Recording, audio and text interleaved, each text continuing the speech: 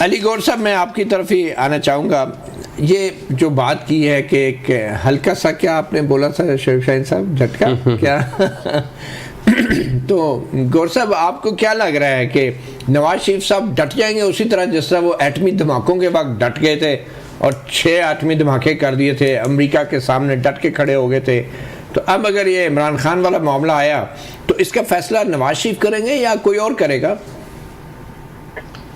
دیکھیں بات یہ ہے کہ اس کا مطلب یہ ہے کہ یہ تو یہ تسلیم کر رہے ہیں کہ جس طرح سے ان کے باہر وہ لوگ جو بھاگے ہوئے ہیں ان کے بھگوڑے ہیں اور ادھر سے پاکستان کے خلاف بھی زہر ابلتے ہیں اور حکومت کے خلاف بھی اور پاکستان کی ریاست کے خلاف بھی, اور وہ جو کہتے ہیں, کوئی کہتا ہے کہ میں اس کے داماد سے مل چکا ہوں, کوئی کہتا ہے میں سیلفی بنوا چکا ہوں, اور سیلفیاں بنوا کے آپ ان چیزوں کو اتنا سیریس کیوں لے رہے ہیں؟ مطلب تھوڑا سا آگے چلتے ہیں نا.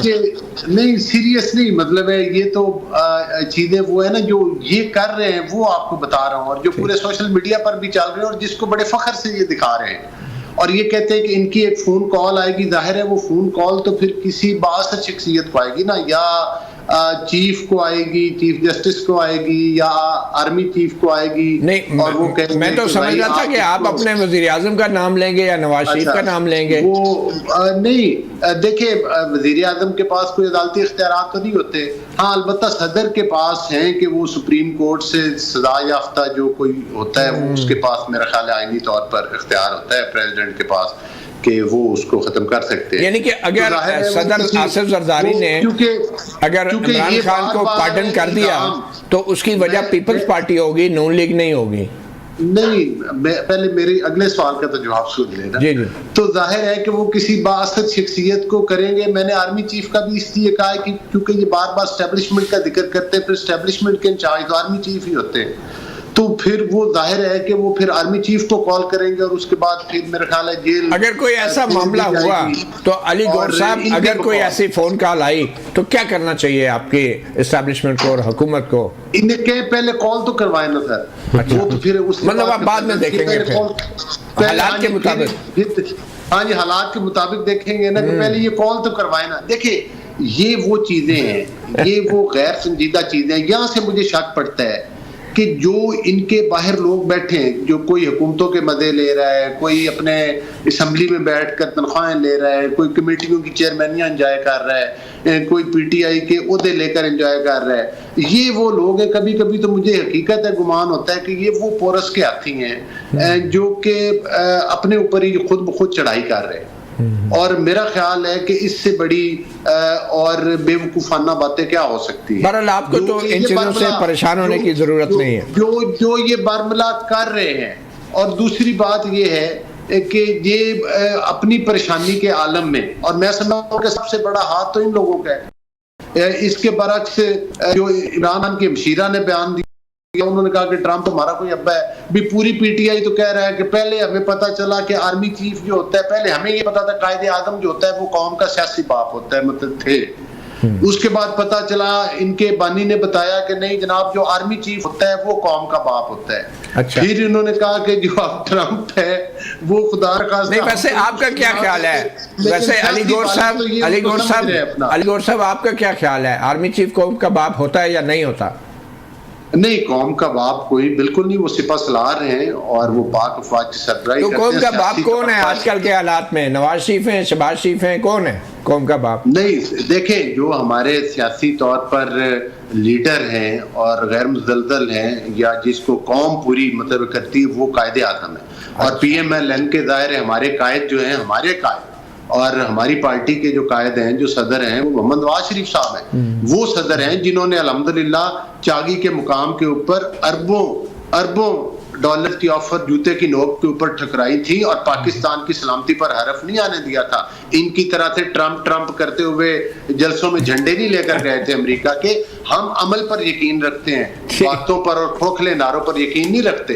یہ کر کے تو دکھائیں. کل تک سائفر لہراتے رہے, میں شعیب شاہین صاحب سے پوچھ لیتا ہوں. شعیب شاہین صاحب, آج آپ کیا ہی دیں, آپ کہہ دیں کہ ہمیں نہیں چاہیے صدر ٹرمپ کی مدد, بول دیں شعیب شاہین. کہہ رہا ہوں, ہم نے تو پہلے 100 دفعہ کہا کہ میں صدر ٹرمپ کی, اور اگر انہوں نے فون کیا تو آپ اس کی مذمت کریں گے؟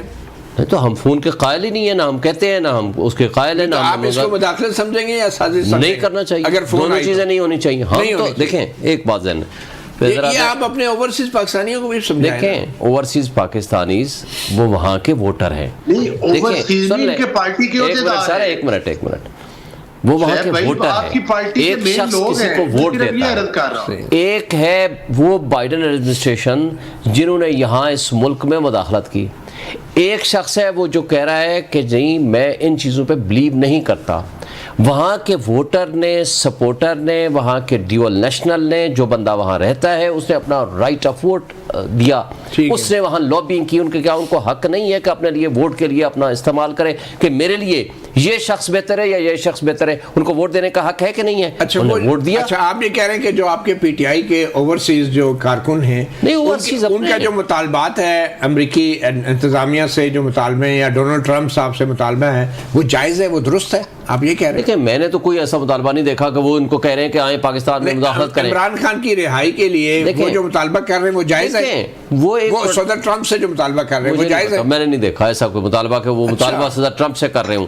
ہاں انہوں نے یہ کہا ہے کہ صدر ٹرمپ وہ ہوگا کہ جو ایک غیر جانبدارانہ طریقے سے وہ بیہیو کرے گا. وہ کیا طریقہ کیا ہے جو بائیڈن ایڈمنسٹریشن کر رہی تھی کہ آپ سائفر کا آپ اس کے کنٹینٹس اٹھا لیں، آپ تو سامنے آ گئے ہیں نا. اچھا آپ کے کنٹینٹس آپ اٹھائیں، اس سے کیا ظاہر ہوگا؟ بائیڈن ایڈمنسٹریشن میں ڈونلڈ لو صاحب آئے تھے نا، ڈونلڈ لو صاحب نے ہمارے سفیر کو دھمکی لگائی. اب اگر وہی ڈونلڈ لو صاحب ہمارے آج کے سفیر کو کہتے ہیں کہ وہی خان کو ریلیز کریں تو آپ اس کی مذمت کریں گے؟ ہم کہیں گے مناسب نہیں ہے. ہم تو پاکستان میں چاہتے ہیں کہ یہ سارے پولیٹیکل وکٹمائزیشن کے کیسز ہیں. 218 مقدمات میں 217 میں ہم نے ضمانتیں لی ہیں اسی کرپٹ سسٹم سے.